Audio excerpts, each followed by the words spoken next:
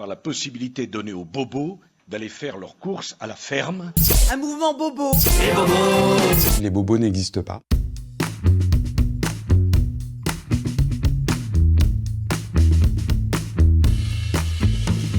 C'est un terme qui apparaît d'abord au début des années 2000, en 2000, sous la plume d'un journaliste américain qui s'appelle David Brooks et qui écrit un ouvrage, un essai qui s'appelle Bobos in Paradise.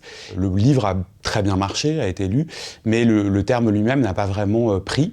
Et ce qui est intéressant, c'est que, en revanche, il a traversé l'Atlantique.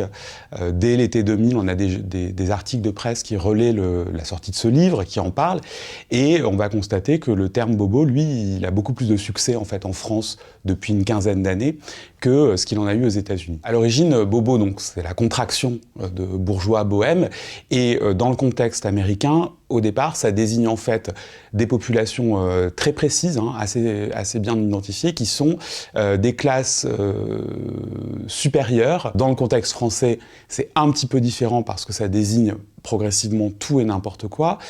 Et en particulier, ça a un sens beaucoup moins classe sup qu'aux États-Unis. C'est-à-dire que quand on regarde comment les médias ont utilisé le terme bobo, ça désigne à la fois, certes, des gens qui travaillent dans les nouvelles technologies, qui ont des revenus très élevés, etc., mais ça désigne aussi un couple d'intermittents du spectacle qui s'installe à Montreuil, et qui n'a pas du tout le même niveau de revenus, qui n'est pas du tout dans les classes supérieures. C'est un terme qui est trop simple, qui est trop flou, dont le contenu est impossible à définir, et les 20 dernières années l'ont montré. Le terme, il accompagne effectivement des visions du monde qui ont tendance à effacer ou gommer les différences et les clivages entre les catégories sociales, et qui ont tendance à faire croire que des valeurs dominantes ou un mode de vie dominant serait en train de se diffuser dans les espaces urbains occidentaux. Si on a un usage qui, au début des années 2000, est d'abord médiatique et surtout humoristique, sarcastique, léger en fait, les choses se durcissent progressivement à partir des séquences électorales, notamment de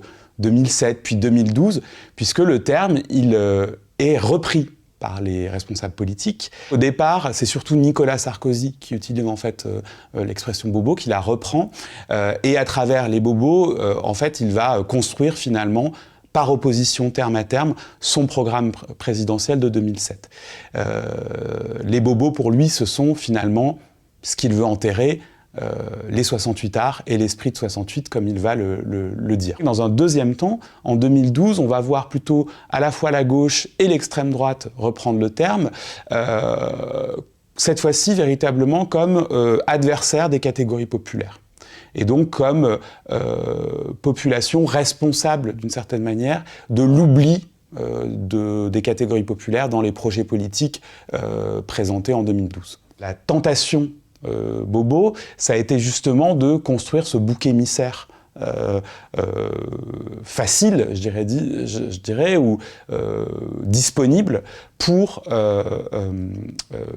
convaincre ou capter cet électorat populaire. Dans le contexte où il faut récupérer les classes populaires, on va constater que les différents candidats désignent en fait les bobos comme adversaires du peuple, responsables de tous leurs maux, en particulier dans le domaine immobilier, dans le domaine du marché du travail, etc.